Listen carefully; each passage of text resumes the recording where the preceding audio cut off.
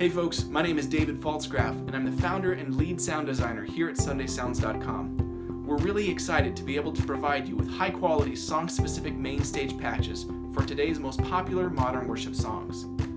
Using our MainStage patches, you can nail these songs live, even if you're not using backing tracks and you're the only keyboard player.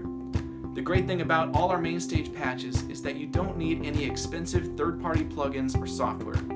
You just need MainStage 3 running on any modern Mac computer, and you can use these patches live. We've designed this patch at the original tempo and in the original key of the song, but there's a video tutorial on the product page that you can check out after you've purchased the patch if you need to do the song in a different key or at a different tempo than the original. To make things even easier for you, we've pre-mapped this patch to our Sunday Keys MainStage template. So if you have Sunday Keys, you can just drag and drop this patch right into your concert, and it will be pre-mapped to the extra section. There's no setup work or mapping required. Just drag it in, and you're ready to play. Now I'm going to hand this over to Ryan, who's going to walk you through the various sections of the patch to teach you how to use it to nail this song live. Let's take a look. Hey everyone, this is Ryan from Sunday Sounds. In this part of the video, we're going to go ahead and take a look at our MainStage patch for Reckless Love. Now, there's a few things I wanted to go over real quick about this patch before we actually get into the sound section. And the first thing I want to cover is the metronome. So we've got this song programmed to the BPM of 83. And you can see this down here in the Attributes tab. That comes up when you're in edit mode. You click on the patch and choose Attributes. Now, a lot of people might want to play this patch with where the click is a little bit faster, because 83 can kind of be a slow click. And so to do that, it's pretty simple. We're just going to go ahead and click on the tempo here. Let's double that. So 166. Now, since we doubled that, all the ARPs in the song are going to be twice as fast now. So we need to go through our channel strips and find the ARPs and half the subdivisions. So if you don't know what that means, that's okay. We'll go through it real quick. Now first, make sure that you can see your channel strips here. If you can't, up at the top right corner, there's our Hide and Show Channel Strips button. Next, we need to go through and look at the MIDI effects and find the channel strips with the ARP effect. So we've got one here. Open that up by clicking in the middle there. And our rate is what we're going to be changing. So we've got that set right now at 16ths. We're just going to have that, so it's going to be for eighths. Kind of go through to the next one right here. Once again, 1/8, and we've got one more at the end. So 1/8. That's going to go to quarters. Okay, and that's all there is to it. That works. Now our metronome's going to be a faster beat. Same tempo technically that we're going to play the song at, but we're just got more subdivisions on the click, which makes it a little bit easier to follow. Now I'm actually going to use this version in the following tutorial, so when you hear the metronome going a little bit, you'll know that we've actually got it set to 166 BPM. Okay, so with that said, there's one other thing I want to mention real quick, and that's that this patch was kind of programmed to be a hybrid of both the live version of this song and also the studio version. So we've got it in the key of the live version, got it in F. But if you want to change that to a different key, just go ahead and take a look at our transposing video that we've got on the website for this song. Now, one other thing is to bring in, depending on how you play the song, if you kind of do a hybrid as well of studio and live, well, this patch should work for both.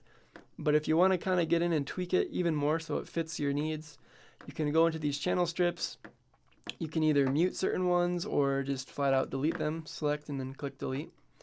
Of course, I recommend saving a backup of this patch first so that you don't lose anything.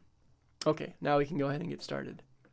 So, as with most of our song-specific patches, we use the mod wheel quite a bit to move in and out between different sections of the song. As we raise it up, we kind of tend to build, and then pulling down, we tend to cut instruments out and get smaller. Now, I'll kind of call that out as we go through the different sections of the song, so you know exactly what the mod wheel does in different sections. Now, if you don't have a mod wheel, I wanted to note really quick that we have a video tutorial over on our webpage, and that's going to show you how you can use a fader or a knob in place of the mod wheel, so you can still retain full functionality of this patch. Okay, so as you can see on the MainStage display there, we've got the piano layer mapped across the full keyboard. Now, in this song, in the actual recordings, the piano parts aren't too prominent. We've got the main lead part that goes on, that's kind of doubled with the electric guitar. But other than that, there's not too much that sticks out except for a few pads and then a synth bass. And so, with the piano layer being so open, it's going to allow you to play different chord voicings and just kind of go with the song as your team arranges it. Now, I'm going to show you obviously the parts that stick out on the piano, but then I'm also going to show you what I would play during the verses and choruses. It's not going to be exactly what you hear on the song because there's really not too much piano, but it should still fit and maintain the same character as the song. So we'll go ahead and get started on the song here, starting in the first instrumental. Now, if your band likes to do a big instrumental, go ahead and start with the mod wheel up top. That's going to bring in our synth bass, some of our arps, and then it's going to open up the pads a bit more. However, if your band tends to start the song off a bit slowly or quieter, you can start with the mod wheel at the bottom position, and it'll cut some of those sounds out. We're going to start off with our 4-chord progression, and we're going to repeat that twice. Now there's a lead part in the right hand, and in the left hand we're just playing octaves with the roots of the chords. I'm going to go ahead and play through that real quick as if it's big, mod wheel to up, and then I'll go back and just break down that right hand lead part. And it sounds like this.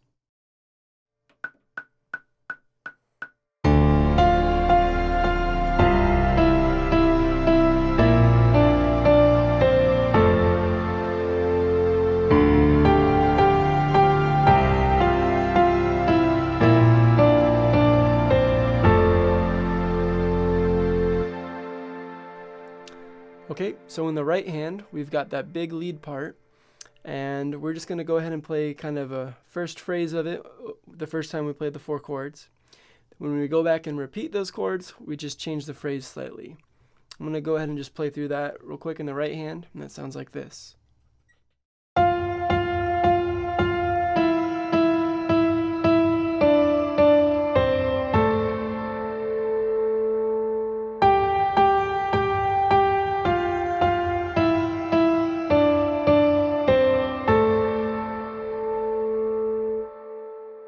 Okay, so after that part, we go ahead and jump right into verse 1. Now, I like to move the mod wheel down if you started big. Obviously, if you started with the mod wheel down, just leave it where it's at. So the first verse is pretty subdued in both versions of the song. So we try to kind of just stay out of the way on the keys and let the pad go through and keep it pretty open voicings. What I like to do is just play the upper note, just one note at a time, just the root of the chord in the left hand. And then in the right hand, I just play kind of a 5 and then the 1, and I play that pretty much over all the chords. I might add in an extra note like the 6, but it's kind of to taste. So I'll just go ahead and play over verse 1 real quick, and then we'll move on to the chorus. It sounds like this.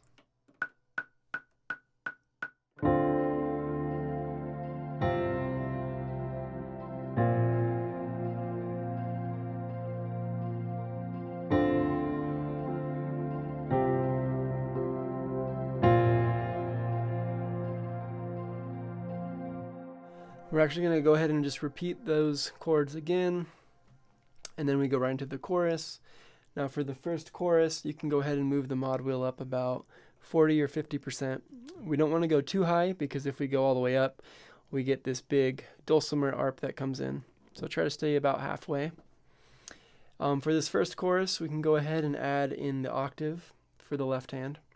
Still just playing on the roots of the chords. And then in the right hand, the part I like to play is kind of just accenting the 5, and then for the chord changes, I like to just kind of play 2 notes of them in the left hand. I just keep it pretty consistent. It's not anything too complicated. I'll go ahead and just play through how I would play it. It goes like this.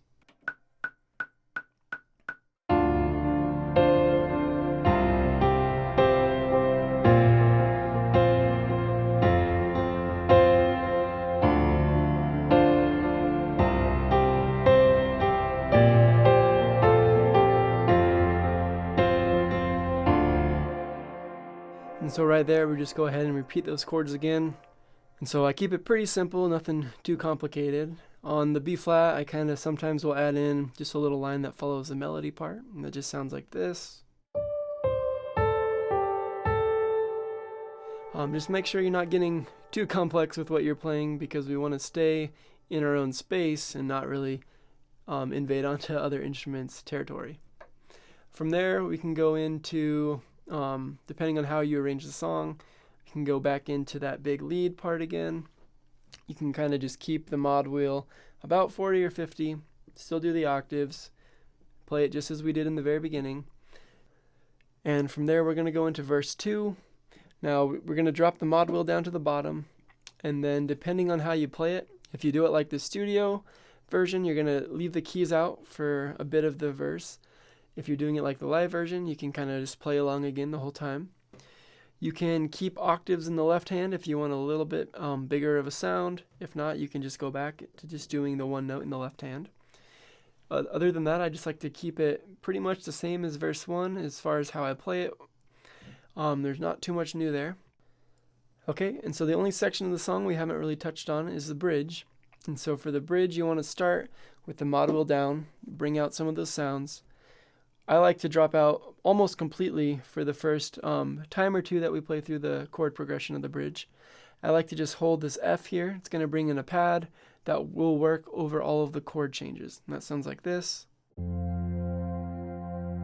And we can just hold that out until it feels right, maybe the second time repeating.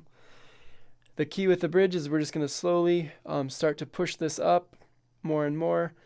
The higher we get with the mod wheel, the bigger the sound gets. So that's our big area where we're just going to really build and build. As we get near the top, we're going to get this dulcimer arp that comes in. And you can kind of play the bridge in a few different ways. I like to either just keep it sort of like I did the verse with the 5-1 for a little bit, and then maybe bring in the upper 5 in the right hand. I'm going to go through just how I would typically kind of build the bridge. I'll do it really fast though, so I'm not repeating 4 or 5 times. And so that might look like this.